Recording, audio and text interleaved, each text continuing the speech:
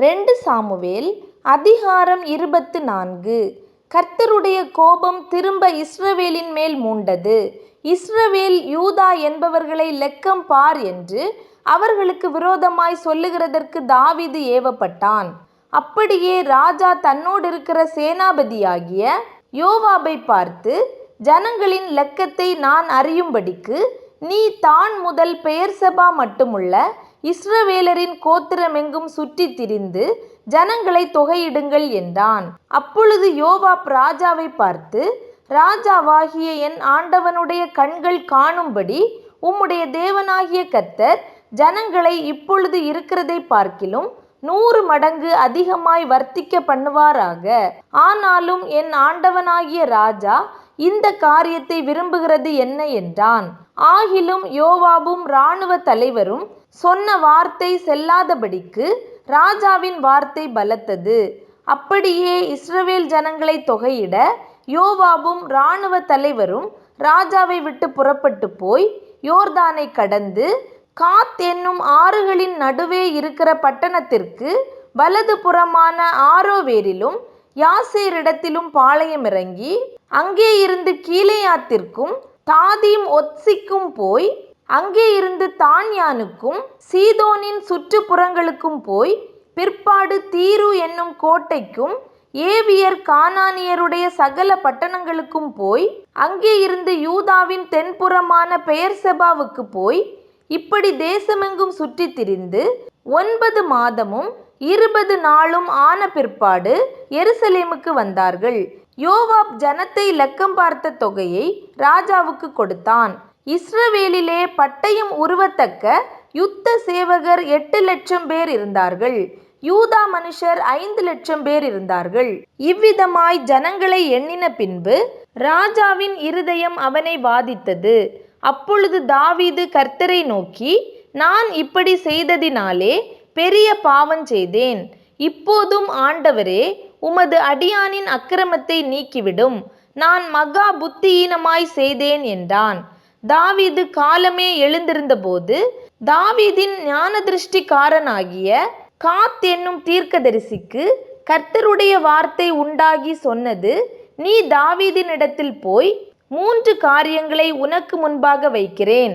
அவைகளில் ஒரு காரியத்தை தெரிந்து கொள். அதை நான் உனக்கு செய்வேன் என்று கர்த்தர் உரைக்கிறார் என்று சொல் என்றார்.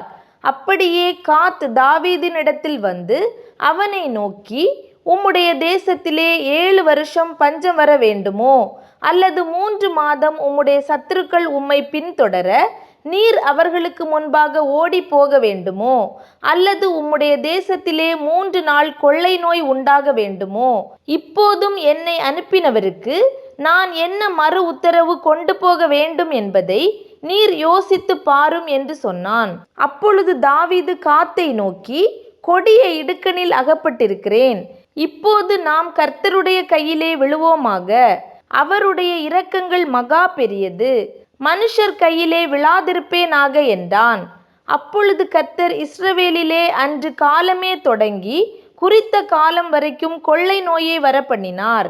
அதனால் தான் முதல் பெயர்செபா மட்டுமுள்ள ஜனங்களில் 70,000 பேர் செத்து போனார்கள்.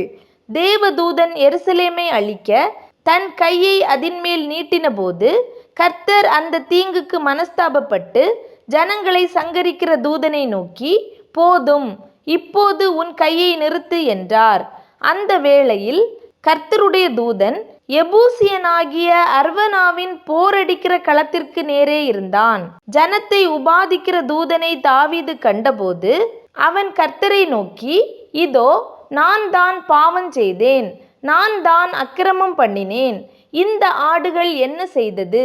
உம்முடைய கை எனக்கும் என் தகப்பன் வீட்டுக்கும் விரோதமாய் இருப்பதாக என்று விண்ணப்பம் பண்ணினான்.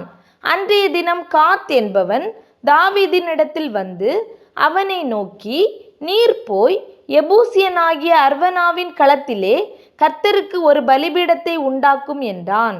காத்துடைய வார்த்தையின்படியே தாவீது கர்த்தர் கற்பித்த பிரகாரமாக போனான்.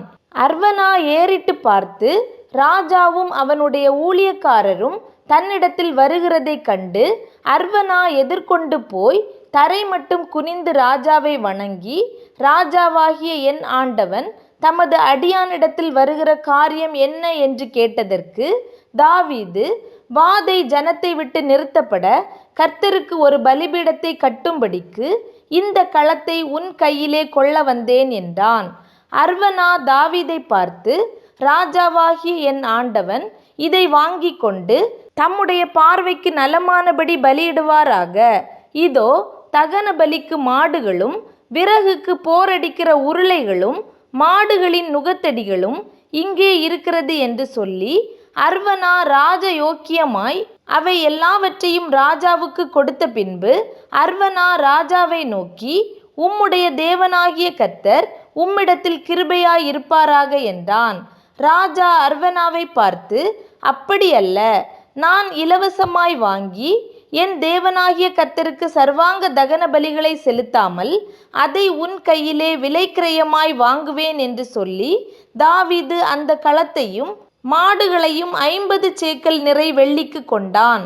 அங்கே தாவீது கர்த்தருக்கு ஒரு பலிபீடத்தை கட்டி சர்வாங்க தகன பலிகளையும் சமாதான பலிகளையும் செலுத்தினான். அப்பொழுது கர்த்தர் தேசத்துக்காக செய்யப்பட்ட வேண்டுதலை கேட்டருளினார். இஸ்ரவேலின் மேலிருந்த அந்த வாதை நிறுத்தப்பட்டது.